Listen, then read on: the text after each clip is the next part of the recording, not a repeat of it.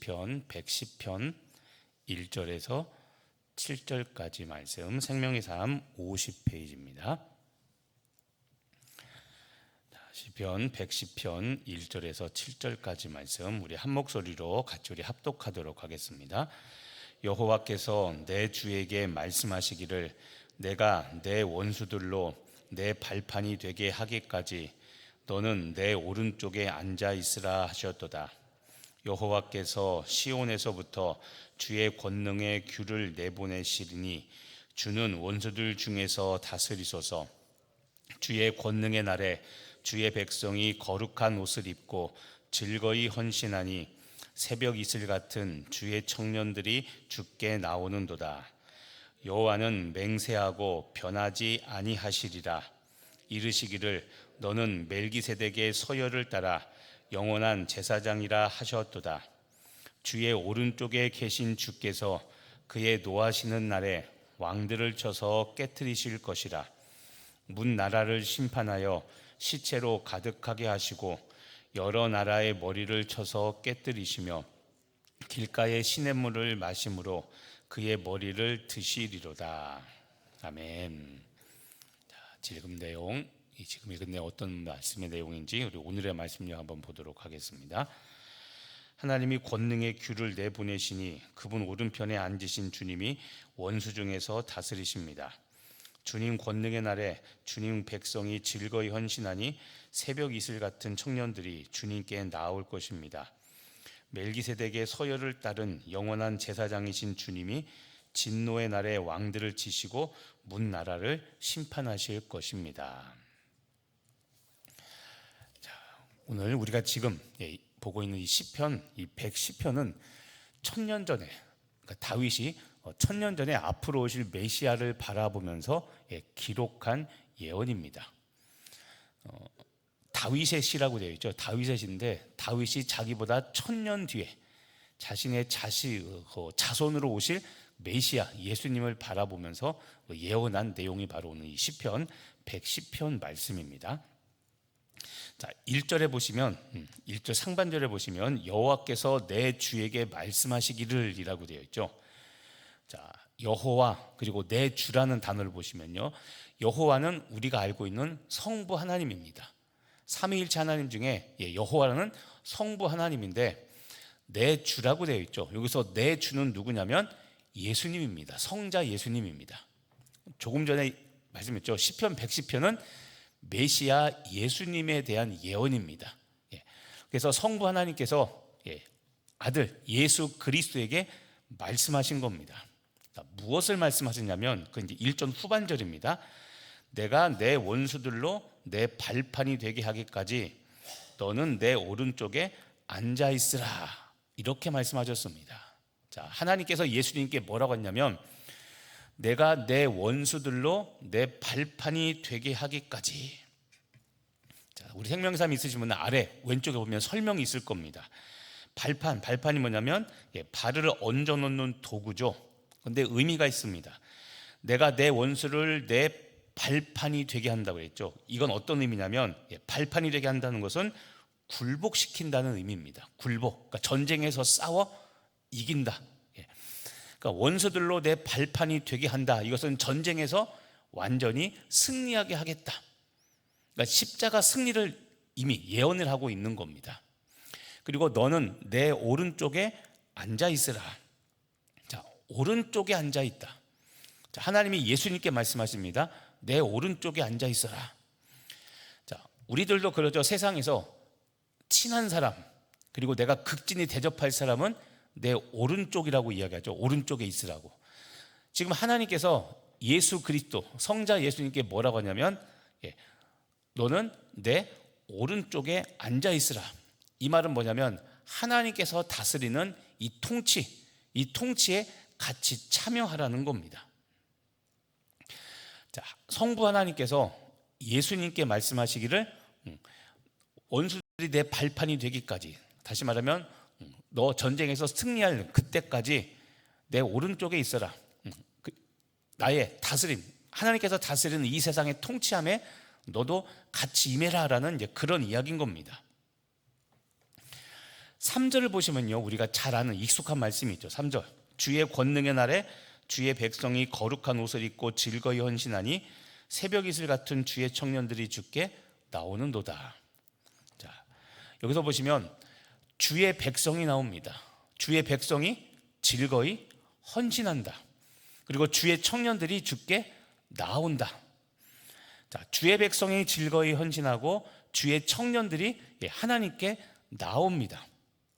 자, 이것은 어떤 걸 의미하냐면 왕, 아까 그랬죠. 이 시편 110편은 예수 그리스도 메시아 대신 예수님에 대한 예언이기 때문에, 자, 왕에게 속한 젊은 군사들, 젊은 군인들이, 아까 새벽이 같은 주의 청년들이라고 했죠. 그 젊은 군사들이 아주 많이 모여드는 모습을 형상화한 게 요 3절 말씀입니다. 우리는 주의 청년이라는 이것 때문에 청년들, 각 교회 청년교회에서 이 말씀들을 많이 인용하고 또 청년에 대한 헌신을 이야기할 때는 하는데, 청년이라는 단어가 있지만 실제 의미는 하나님께 속한 아주 강직한 군사들을 말하는 겁니다. 그 사람들이 아까 말한 하나님께서 다스리시는, 그 예수님과 하나님이 다스리시는 그 통치 가운데 몰려드는 겁니다. 그러니까 우리 같은 그리스도인들이 이제 하나님 나라의 주인공이 되어서 이 세상을 다스리는 그런 모습들을 지금 이야기하고 있는 거죠. 자, 그러면서 계속해서 성부 하나님이 성자 예수님께 이렇게 이야기합니다. 자, 4절을 보십시오. 4절 중반절에 보면 뭐라고 하냐면 너는 멜기세덱의 서열을 따라 영원한 제사장이라 하였도다. 자, 하나님께서 예수님께 이렇게 선포합니다. 너는, 예수님입니다, 멜기세덱의 서열을 따라. 자, 멜기세덱이라는 사람이 나옵니다. 창세기 14장에 등장하는 사람인데 이 멜기세덱은 여러분 좀 특별합니다. 자, 역시 생명의 삶 왼쪽 아래 보면 설명이 되어 있습니다. 멜기세덱 되어 있죠.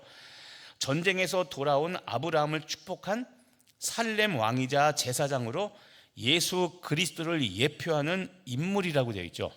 자, 여기도 보십시오. 전쟁에서 돌아온 아브라함을 축복을 합니다. 창세기 14장에 기록된 내용입니다.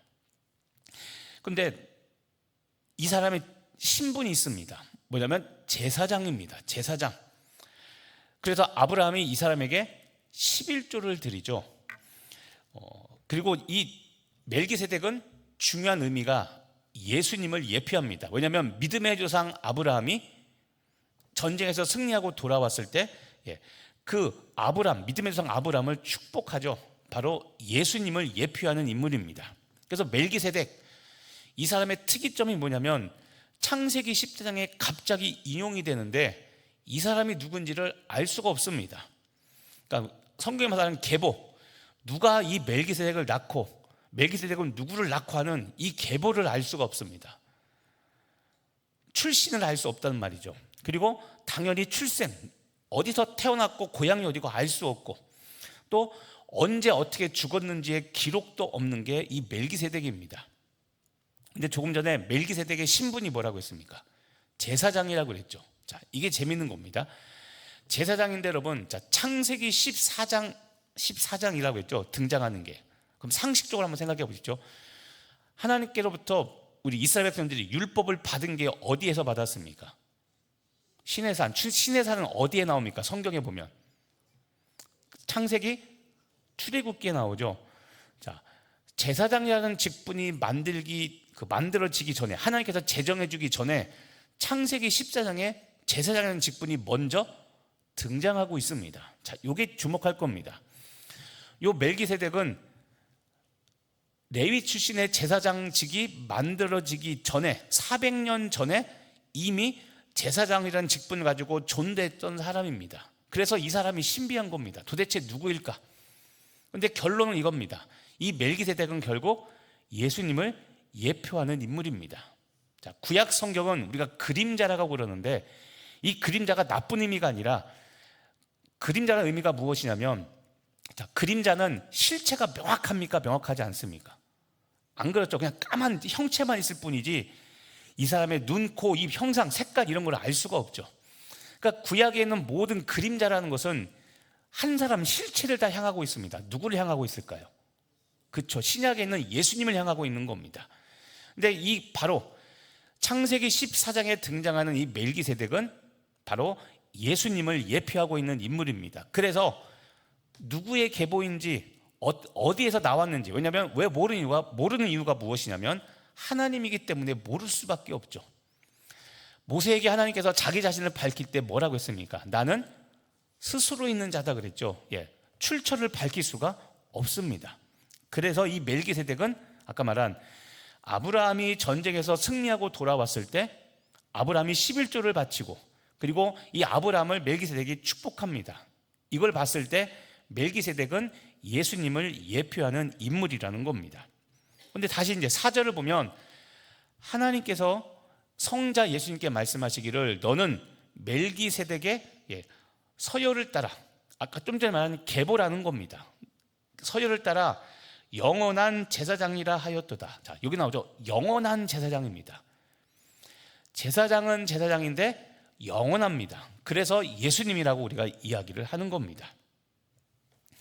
자, 하나님이 예수님께 말하기를 너는 영원한 제사장이 된다 말씀하시고, 이 영원한 제사장 되신 예수님께서, 메시아이신 예수님께서 이제는 어떤 일을 하시는가? 자, 그 다음 5절입니다. 5절. 주의 오른쪽에 계신 주께서, 자, 아까 주의 오른쪽에 누가 계십니까? 예수님, 그렇죠? 1절에 하나님께서 말씀하셨죠. 너는 내 오른쪽에 앉아 있으라고 그랬죠. 그 예수님입니다. 그 예수님께서 그의 노하시는 날에 왕들을 쳐서 깨뜨리실 것이라.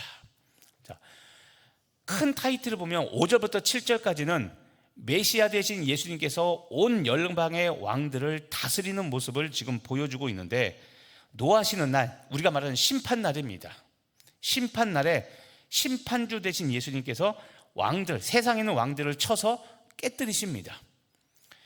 이것은 전쟁의 모습이기도 하지만 예수 그리스도라는 복음이 온 세계에 지금 퍼져나가는 모습이기도 합니다. 또 6절을 보시면 문 나라를 심판하여 시체로 가득하게 하시고 여러 나라의 머리를 쳐서 깨뜨리시며, 여기도 심판주 예수님의 모습이 나옵니다. 문 나라, 모든 나라를 심판하시고, 그래서 시체가 가득하게 한다. 원수들이 다 죽어나가는 겁니다. 그리고 여러 나라의 머리를 쳐서 깨뜨리십니다. 전쟁에서 승리하는 모습이죠. 원수를 정복하고 개선장군이 돌아오는 그런 왕의 모습, 메시아 예수님의 모습을 지금 보여주고 있는 겁니다. 7절, 길가의 시냇물을 마심으로 그의 머리를 드시리로다. 길가의 시냇물을 마신다는 표현이 유대인들의 관용 표현입니다. 어떤 표현이냐면 전쟁 중에 행군을 하다가 목이 말라서 물을 이렇게 떠 마시는 모습을, 이런 모습을 길가의 시냇물을 마신다라는, 유대인들은 이런 관용구를 씁니다.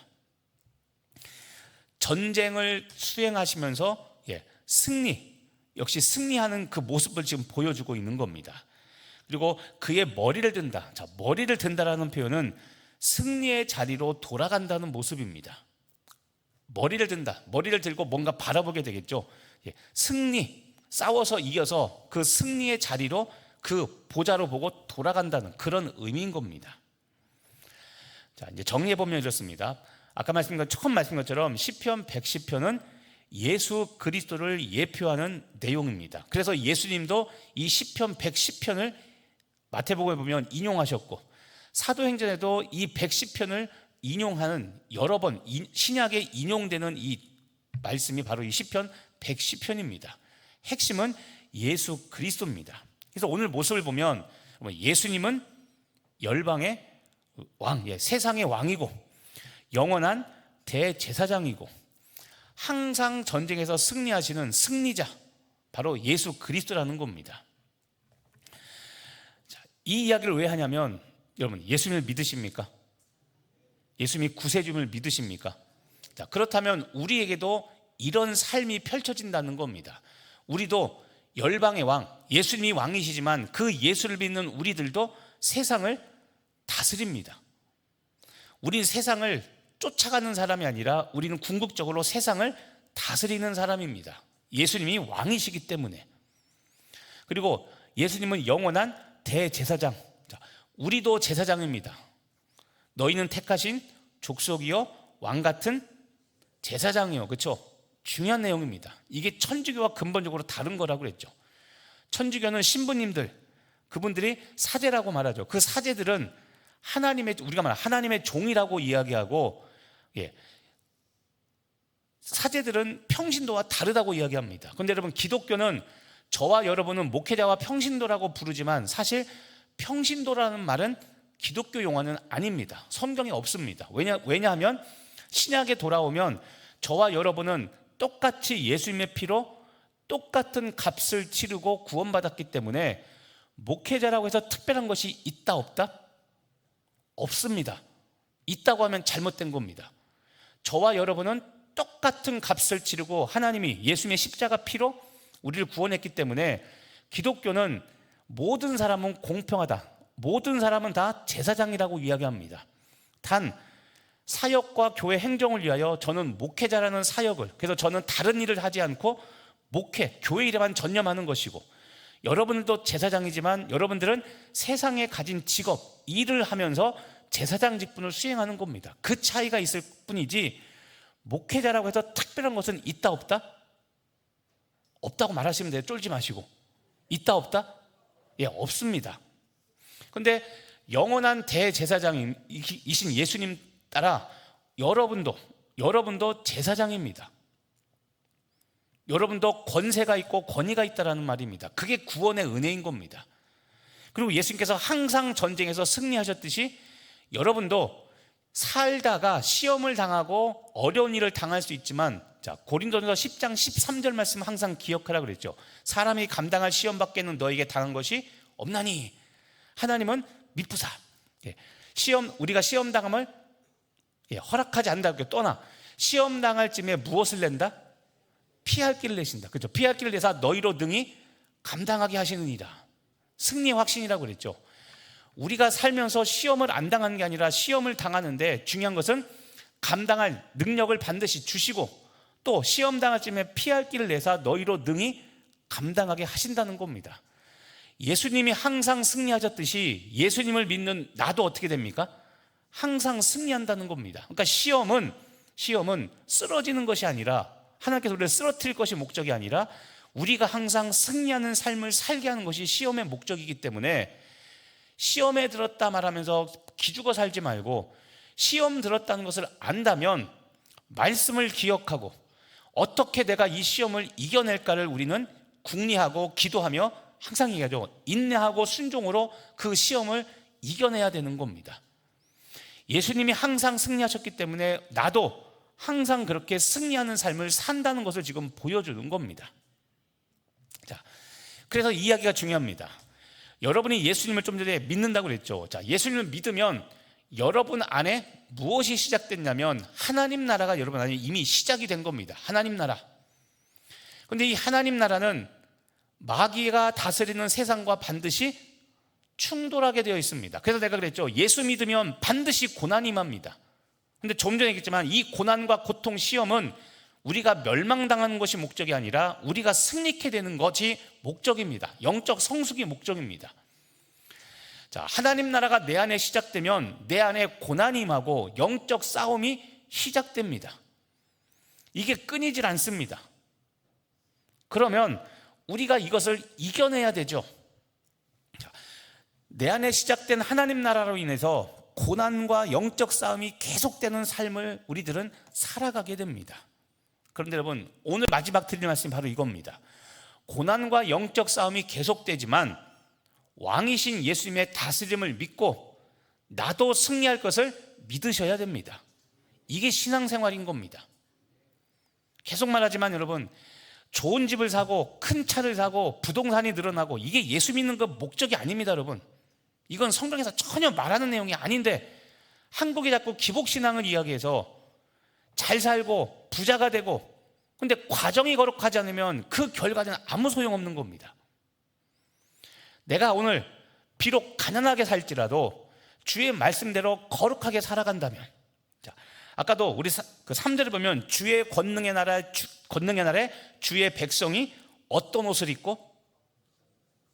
더러운 옷을 입고 거룩한 옷을 입고, 그쵸? 거룩한 옷을 입고 주께 즐거이 무엇합니까? 헌신하는 겁니다. 자, 거룩한 옷입니다. 주님은 거룩하기 때문에 우리가 거룩하지 않으면 주님을 만날 수 없습니다. 그런데 우리는 거룩한 삶의 과정은 다 빼놓고 결과만 좋으면 그것이 영광이 될 거라고 생각하는데, 이게 거룩한 착각이라고 그랬죠. 돈 많이 벌고 출세해서 세상에서는 잘났다, 성공했다 말할 수 있지만 삶의 과정에 거룩함이 빠졌으면 여러분, 그것은 아무 의미가 없는 겁니다. 하나님은 나는 모르겠다입니다. 자, 그래서 여러분 부탁합니다. 실패, 삶을 살다가 사역을 하다가 실패할 수 있고 사역에 지칠 수 있습니다. 그래서 잠깐 지금 영적 다운에서 멈출 수 있습니다. 그런데 여러분, 다시 부르심을 향하여 전진하시기를 바랍니다. 오늘 말씀에서 예수님이 어떤 분이신가를 봤다면 나도, 나에게도 그 권세가 있음을 믿고 나아가시기를 간절히 바랍니다. 그래서 마지막 다시 한번 보죠. 3절, 주의 권능의 날에 주의 백성, 저와 여러분입니다. 무슨 옷을 입고? 거룩한 옷을 입고 헌신합니다. 어떻게 해요? 인상 쓰고 짜증나서 어쩔 수 없이가 아니라 즐겁게 헌신하는 겁니다. 올해 회장이니까 어쩔 수 없이 이 꽉 물고 그렇게 헌신하는 것이 아니라 즐겁게 헌신해야 되는 겁니다. 즐겁게. 새벽 이슬 같은 주의 청년. 자, 죄송합니다. 여기는 청년들이 없죠. 지금 보니까 청년 나오면서 한 명. 근데 육체의 나이가 아니라 지금 여기 계신 우리 권사님, 집사님들이 누굽니까? 주의 청년인 겁니다. 여쭤볼게요. 하나님보다 나이 많습니까? 하나님 나이 몇 살일까요? 하나님 나이. 하나님 나이 몇 살인지 알려드릴게요. 영원입니다. 영원. 하나님 나이가 몇 살이냐면 영원입니다. 셀 수 있다 없다? 없습니다. 하나님 앞에서 우리 모두는 다 어린아이입니다. 그렇죠? 그러니까 우린 청년인 겁니다. 주의 청년들이 주께 나온다. 오늘도 이런 삶을 여러분의 가정에서, 직장에서, 교회에서, 속한 공동체에서 누리시고 그렇게 살며 살아가시는 여러분 되시기를 예수님의 이름으로 축복하며 기도합니다. 기도하겠습니다. 하나님, 주의 권능의 날에 주의 백성들이 주님께 나와 하나님 거룩한 옷을 입고 주께 나와 즐겁게 헌신하는 그것을 우리 눈으로 보게 하여 주시옵소서. 그리고 내가 그런 사람 되게 하여 주시옵소서. 새벽 이슬 같은 주의 청년, 그 사람이 바로 나입니다. 그런 내가 주께 나와 기쁘게 즐겁게 헌신하며 이 세상을 다스리는, 복음을 전하며 이 세상을 다스리는 그 역사, 그것을 이루는 우리들 되게 하여 주시옵소서. 시험에 빠져 넘어지지 않게 하여 주옵시고 어떤 고난과 역경이 있을지라도 내 안에 이미 시작된 하나님의 나라를 위하여 오늘도 거룩하게 살아가며 승전가를 부르는 우리 강릉 성결교회 성도들, 우리 교회, 우리 가정과 직장 되게 하여 주옵소서. 예수님의 이름으로 기도합니다. 아멘.